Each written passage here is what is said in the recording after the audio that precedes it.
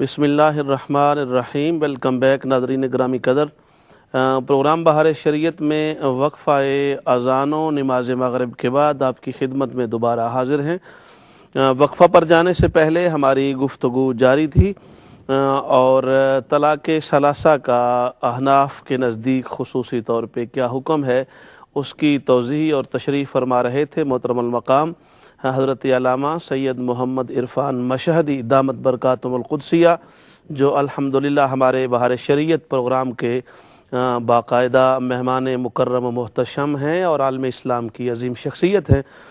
हज़रत अगला हमारा सवाल जो मिसेज़ नासिर साहिबा ने बर्मिंघम से किया वो ये था कि एक हाथ में माइक पकड़ के दुआ करना, यानी उसमें माइक पकड़ा हुआ है और एक हाथ से दुआ हो रही है, तो क्या ये दुआ के आदाब के ख़िलाफ़ है या इससे कोई कबाहत नहीं आती?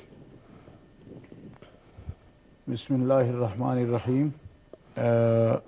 आदाब दुआ में तो यही है कि दोनों हाथ से दुआ जो है, दोनों हाथ खूब फैला कर ठीक, तो उनको यानी जिस्म से जो है अलग करके और फैला करके दुआ की जाए। जी जी।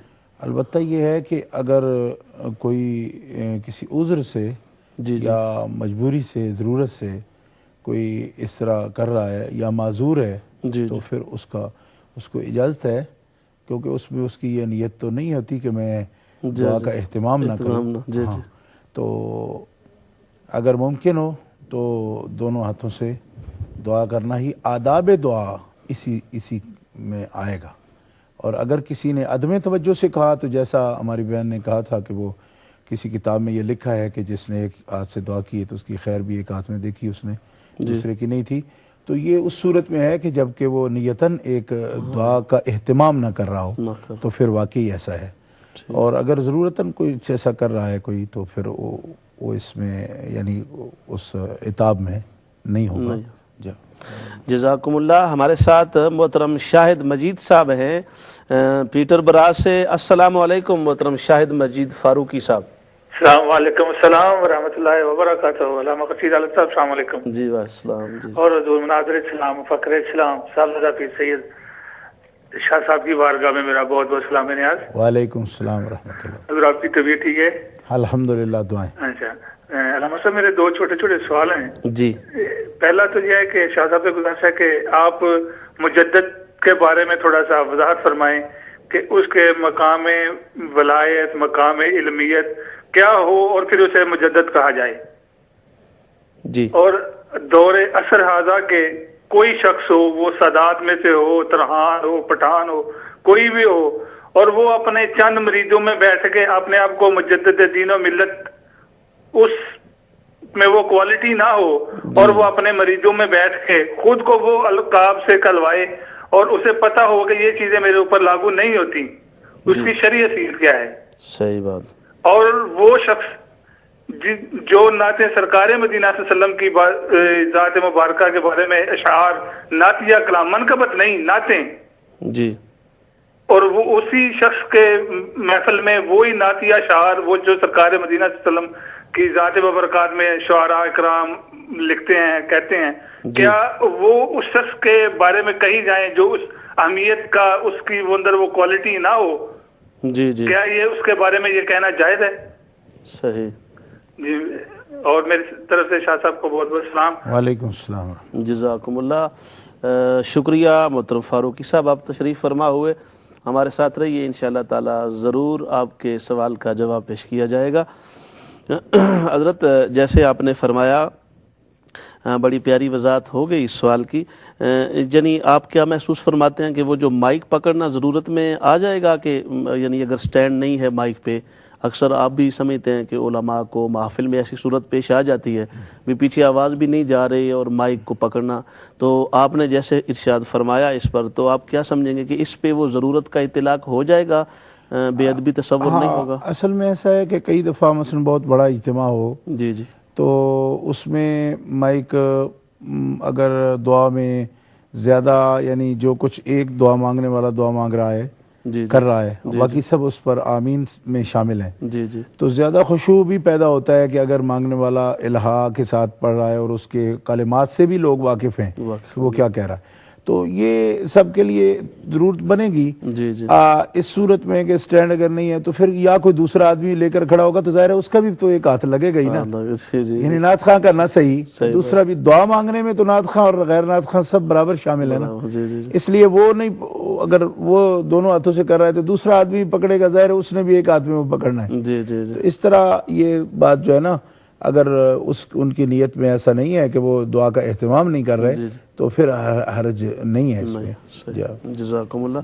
دوسرا حضرت ان کا سوال یہ تھا کہ عورتیں عام طور پہ دوپٹہ پھیلا کر دعا مانگتی ہیں اور مرد جھولی پھیلا کر دعا مانگتے ہیں، تو کیا اس کے پیچھے کوئی شرعی بیک گراؤنڈ ہے اس کی، یا کوئی آداب کا اس کے ساتھ تعلق ہے؟ سوال پر جانے سے پہلے محترم صدیقی بٹ صاحب ہیں لندن سے۔ السلام علیکم۔ السلام شاہ صاحب کو اسلام، آپ کو اسلام ہو۔ جی وعلیکم السلام۔ شاہ صاحب میرا سوال اس طرح ہے کہ جیسے نا یہ ایک مشہور حدیث ہے نا جس پہ وہ تسبیح فاطمہ والی نا، کہ حضرت فاطمہ سلام اللہ علیہ وہ جب حضور پاک صلی اللہ علیہ وسلم کی خدمت میں حاضر ہوتی ہیں تو وہ غلام کے نا وہ جو مطالبہ کرتی ہیں، تو ایسے ہی جب وہ باغ خدر کا بھی ہے وہ حضرت ابو بکر صدیق سے جا کے مطالبہ کرتی ہیں، تو حضور پاک صلی اللہ علیہ وسلم سے بھی ان کو غلام نہیں ملا نا، تو اگر یہ دونوں مطالبوں کو سامنے رکھ کے کوئی آپ سمجھ گئے ہوں گے میرے سوال کو؟ جی جی جی جی تو اس کے بارے میں ذرا ارشاد ہو کہ حضور پاک صلی اللہ علیہ وسلم سے وہ مطالبہ کیا گیا، حضرت فاطمہ نے کیا، تو اس کے بارے میں تو نہیں ہے، تو ان کو حالانکہ حضرت ابو بکر صدیق سے کیا گیا تو وہ حضرت فاطمہ کو سمجھایا گیا تو پھر وہ انہوں نے دوبارہ سلام نہیں کیا اس پہ، تو اس کے بارے میں آپ کیا فرمائیں گے؟ ٹھیک ہے جی جزاکم اللہ، شکریہ بٹ صاحب تشریف آوری کا، ساتھ رہیے گا انشاءاللہ تعالی آپ کے سوال پر باری پر بات ہوگی۔ جی حضرت میں عرض کر رہا تھا کہ عورتوں کا دوپٹہ پھیلا کے دعا مانگنا اور مردوں کا جھولی پھیلا کے دعا مانگنا، اصل میں یہ بات ہے جی کہ عورتوں کا جو دوپٹہ رکھنا ہے یعنی اپنے گلے کے ساتھ اور سامنے کی طرف دوپٹہ جو ہے نا ڈالے رکھنا، جی تو یہ قرآن پاک کا حکم ہے، اس میں ان کے لیے زیادہ حیا ہے، زیادہ پردہ ہے، تو دوپٹہ ظاہر ہے کہ اگر وہ پھیلائیں گی تو اس میں پھر بھی پردے کا اہتمام رہے گا۔ پھیلانے سے مطلب یہ نہیں ہے کہ دوپٹہ بھی اوپر کو اٹھا دیں، اس کی ضرورت نہیں ہے، مطلب اس کے اندر اگر ہاتھ وہ رکھتی ہیں تو ظاہر ہے کہ دوپٹہ ہاتھوں کے اوپر ہوگا تو اس صورت میں دوپٹہ ہی اٹھے گا۔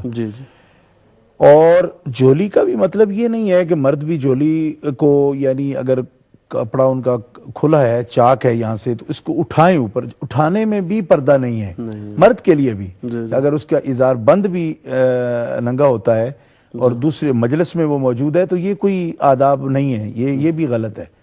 جھولی پھیلانا اصل میں استعارہ ہے کہ کسی مانگنے والے سے جب مانگا جاتا ہے تو یہی کہا جاتا ہے میں نے جھولی پھیلائی ہے، تو اس کو یوں ہی سمجھے کہ میں نے جھولی اپنی پھیلائی ہے، یہ میرا کشکول ہے۔ یہ ضروری نہیں ہے کہ عملاً وہ کپڑے کو باقاعدہ جھولی کو اوپر کر دے، اس میں آداب نہیں ہے، اور خاص طور پہ مجلس میں تو ایسا کرنا آداب کوئی اس میں نہیں آتے، اور اس میں ایک درجہ ایک جو ہے نا کراہت پیدا ہوگی کہ اگر پورا کپڑا کوئی اٹھاتا ہے، چاک والی قمیض پہنتا ہے تو اس صورت میں محفل میں یہ کبیدگی پیدا ہوگی اور کراہت پیدا ہوگی۔ اس لیے یہ استعارہ ہے، چاہے ہاتھ ہی پھیلائے ہوں، ہے جھولی، کیونکہ مانگتے ایک طریقہ ہے نا کہ جھولی پھیلا کر مانگتے ہیں، تو یہ اس طرح کا استعارہ ہے۔ تو بیبیوں کے لیے چونکہ جلباب جو ہے اوڑے رکھنے کا حکم ہے نا جی، تو اس کے لیے ان کے لیے زیادہ آداب یہی ہیں کہ وہ جھولی نہ پھیلائیں۔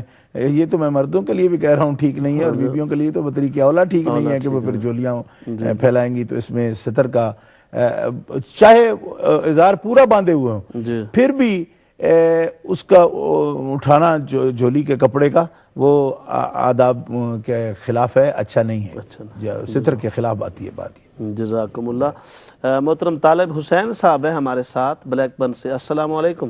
جی وعلیکم سرکار جی، آپ نے السلام علیکم شاہ صاحب نے میری طرف السلام علیکم جی۔ میرا ایک دوست ہے تے کوئی طلاق دا مسئلہ کے گل سنتے رہے ہیں ٹی وی تے جی جی، تے وہ پوچھنا ہے کہ تریوے نوٹس جڑے نے کہ ہر مہینے تے مہینے نوٹس دینا پیندا ہے کہ ایکو باری تسی تریوے نوٹس لکھ کے مطلب بھیج دیندے ہو تو کیا طلاق ہو جاندی ہے؟ جی جناب اس سوال دا جواب سرکار دے دو تو مہربانی۔ ٹھیک۔ تے دوسرا سوال